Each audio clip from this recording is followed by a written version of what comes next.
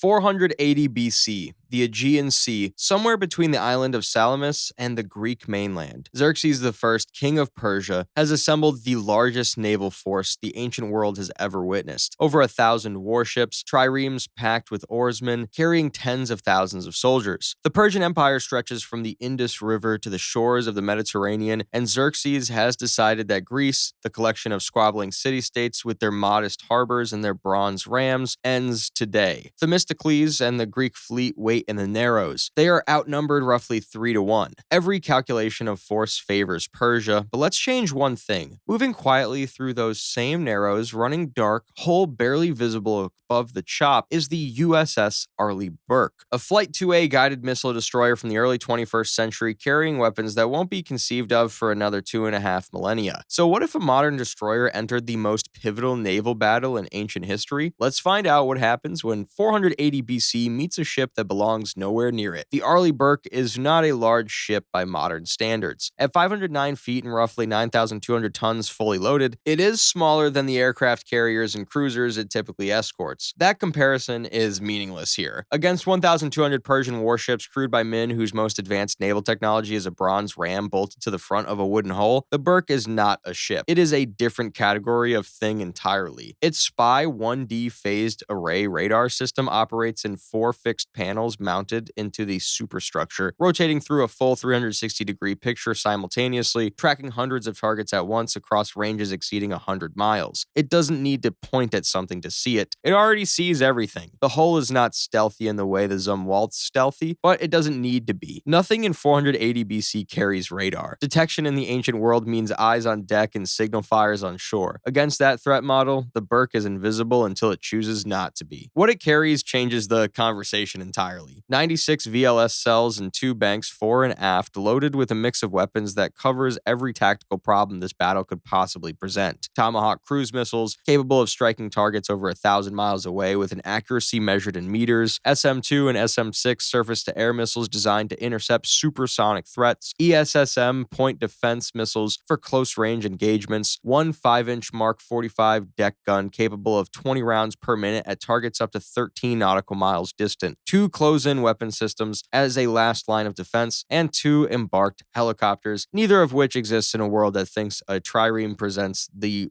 cutting edge of maritime engineering. There is no Persian counter to any single item on that list. As a complete package, it is simply without precedent. Xerxes' fleet is not unsophisticated. This has to be acknowledged honestly. The Persian naval force at Salamis is the product of a massive imperial logistics effort drawing on Phoenician shipbuilders who were among the finest craftsmen of the era, Egyptian sailors with generations of open water experience, and Greek subjects from Ionian cities who understood exactly how trireme warfare worked. These are not conscripted farmers handed paddles and pointed toward the enemy. These are professional naval crews operating coordinated formations at sea. The trireme itself, 120 feet long, propelled by 170 oarsmen, working in 3 banks capable of sustained speeds around 7 knots and sprint speeds approaching 12, is a precision instrument of ancient naval combat. The Phoenician ships in Xerxes' fleet were considered the best in the ancient world. Their crews had drilled in coordinated ramming tactics, boarding actions, and open water maneuvering for years. Xerxes himself watched from a golden throne set on a hillside above the straits, expecting to observe the systematic destruction of Greek naval resistance. The battle begins the way all ancient naval engagements begin, with the 2 fleets positioning before dawn, oars pulling through dark water, commanders shouting across hulls to maintain formation spacing. The Persian fleet moves into the Salamis Straits in the darkness, trying to seal the exits before the Greeks can scatter to open water. It's a tactically sound plan. It's worked before. And then the Burke's SPY 1D radar comes online and paints every single ship in both fleets in approximately 3 seconds. The combat system assigns classification and priority. Command vessels first, fleet flagships second, troop transports carrying soldiers who are scheduled to land on the Greek shore once the sea battle concludes.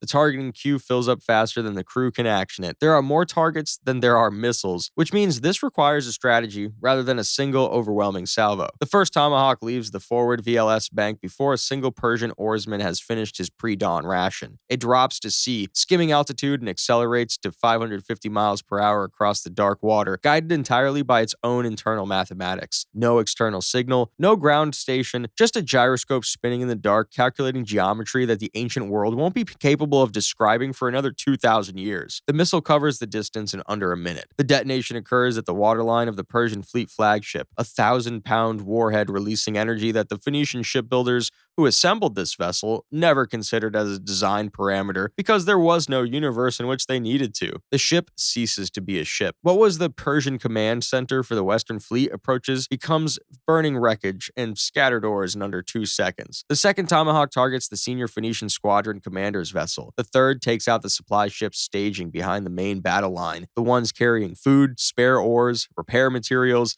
and the equipment intended to sustain the fleet during a prolonged coastal operation. Those ships are fully loaded. The secondary explosions from stored materials ripple outward across adjacent hulls. Chain reaction fires spread faster than oarsmen can pull away from them. Within the first 15 minutes, the fleet's command structure is fragmenting. Signal fires break out across the Persian line, the ancient equivalent of emergency communications. It's the worst possible response. Every new signal fire is a labeled target on the Burke's combat display. Let's be honest, the Tomahawks are doing the precise surgical work. The gun system is handling everything else. The 5-inch Mark 45 begins engaging the densest fleet concentrations at ranges where the Persian crews can't even see the ship firing at them. 20 rounds per minute at a rate that medieval siege engines would require a full day to approach. Shells arrive at close to 2,800 feet per second. Against wooden hulls and unarmored crews, the physics is categorical. Airburst proximity fusing above crowded decks, waterline impacts below the hull. The trireme is a masterpiece of ancient engineering optimized for speed and maneuverability. It's not built to absorb explosive ordnance. Nothing is, if it's made of wood and bronze. Some Persian commanders make tactically reasonable decisions. Squadrons on the flanks recognize that holding position is a death sentence and attempt to break for open water. Some make it. The fleet's outer edge contains ships far enough from the initial strike concentration to scatter before the engagement finds them. Their crews are alive,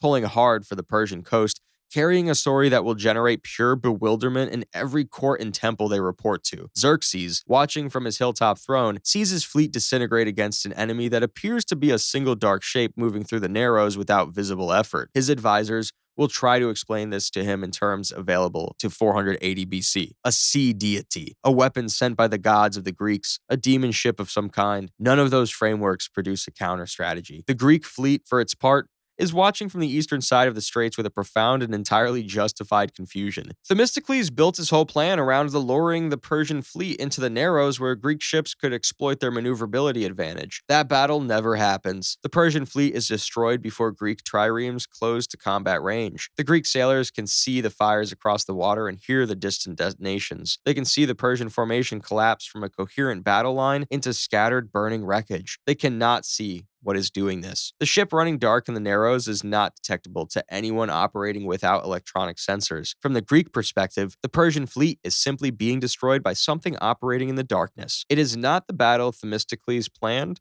It's something categorically stranger. The Arleigh Burke cannot hold the Greek coastline. It cannot garrison islands or prevent Xerxes from rebuilding his fleet over the following years. It cannot solve the land campaign because the Persian army under Mardonius is still on the Greek mainland with over 100,000 soldiers and no particular interest in stopping because the fleet is gone. The Burke answers the naval question decisively and leaves every downstream strategic question completely untouched. What happens to Athens?